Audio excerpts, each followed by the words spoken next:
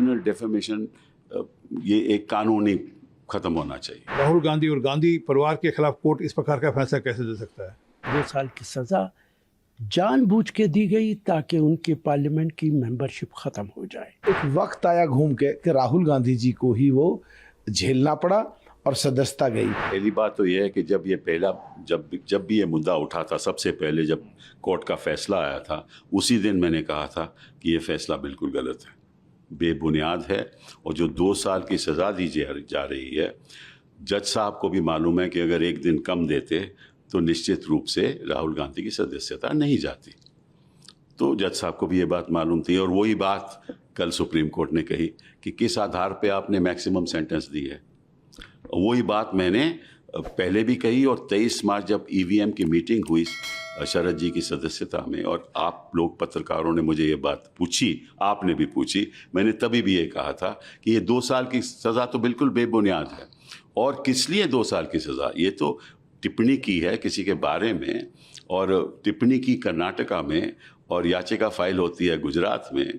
तो मुझे ऐसे लगता है कि ये लोग किसी भी मामले में कोर्ट्स के द्वारा प्रयास करते हैं कि उनको ऑर्डर मिल जाए, और जब मिलता है तो जो जिसके खिलाफ ये ऑर्डर लेते हैं वो बेचारा 1 महीना, 2 महीना, 6 महीना अदालतों में जाता रहता है। आपको मालूम है कि यही बात इन्होंने आज़म खान के साथ की, यही बात उसके बेटे के साथ की, यही बात दूसरे लोगों के साथ भी कर रहे हैं। और जिस तरह से कोर्ट्स का इस्तेमाल हुआ जा रहा है, जैसे तीस्ता शीतलवाद का इस्तेमाल, यही हो रहा है कि भाई एक कोर्ट ने टिप्पणी की, अगले दिन उन्होंने एफआईआर कर दिया। तो मतलब ये है कि ये जो मामला है ना, कोर्ट्स के द्वारा, कोर्ट्स में याचिकाएं डाल के उनके द्वारा प्रयास करना को वे ऑर्डर मिल जाए, ये अपने आप में बड़ा दुर्भाग्यपूर्ण है।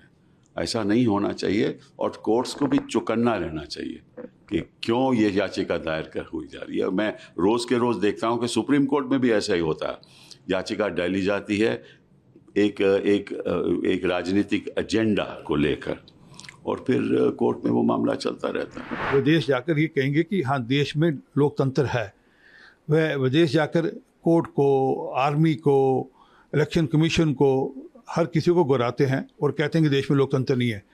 कर्नाटका के चुनाव के बाद अब उनको इलेक्शन कमीशन में विश्वास आना शुरू हो गया होगा, और अब सुप्रीम कोर्ट के फैसले के बाद सुप्रीम कोर्ट पर भी विश्वास आना शुरू हो गया होगा। नहीं तो जब पिछला फैसला आया था तो एक कोर्ट को गुराते थे और कहते कि कोर्ट के फैसले गलत हैं और कोर्ट दबाव में फैसले करता है। अगर सज़ा पे रोक लगा दी है तो फिर वो कैसे दोषी हो जाएंगे? और सुप्रीम कोर्ट ने एक बड़ा अहम सवाल पूछा है कि 2 साल की सज़ा क्यों दी गई है, जो मैक्सिमम सज़ा है। इसका मतलब है कि 2 साल की सज़ा जानबूझ के दी गई ताकि उनके पार्लियामेंट की मेंबरशिप ख़त्म हो जाए। ये कोई छोटा सवाल नहीं है, ये हाई कोर्ट पे, डिस्ट्रिक्ट कोर्ट पे बड़ा सवालिया निशान है। सुप्रीम कोर्ट से हमें पूरी उम्मीद है कि राहुल गांधी को मुकम्मल रिलीफ मिलेगा, राहुल गांधी दोबारा पार्लियामेंट के अंदर आएंगे और कांग्रेस पार्टी को लीड करेंगे। निश्चित तौर से राहुल गांधी पार्लियामेंट के अंदर लौटेंगे, पार्लियामेंट के मेंबर बनेंगे। आज सुप्रीम कोर्ट अकेला इंस्टीट्यूशन है जहां से रोशनी नज़र आती है। ये जो अभी पूरा जो कोर्ट का ऑर्डर है उसको पूरा अध्ययन करना पड़ेगा। वो सज़ा जो हुई थी वो कहीं उसमें खामी थी, वो गलत थी, या इनकी सदस्यता जो गई है वो नहीं जानी चाहिए थी, या कानूनी और कोई प्रक्रिया है। इस पे बहुत बारीकी से अध्ययन करना पड़ेगा और कानून के हिसाब से पूरी स्टडी करके माननीय स्पीकर साहब इस पे निर्णय लेंगे।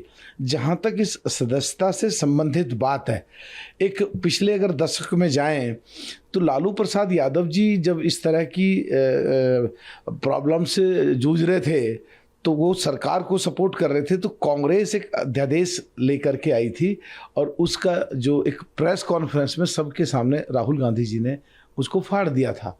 तो जो चीज़ उस समय एक जनप्रतिनिधियों को कोई गलत कहीं ना हो या उसको सुविधा देने की बात कही थी, तो राहुल गांधी जी ने वो जो फाड़ा था उसको एक वक्त आया घूम के कि राहुल गांधी जी को ही वो झेलना पड़ा और सदस्यता गई।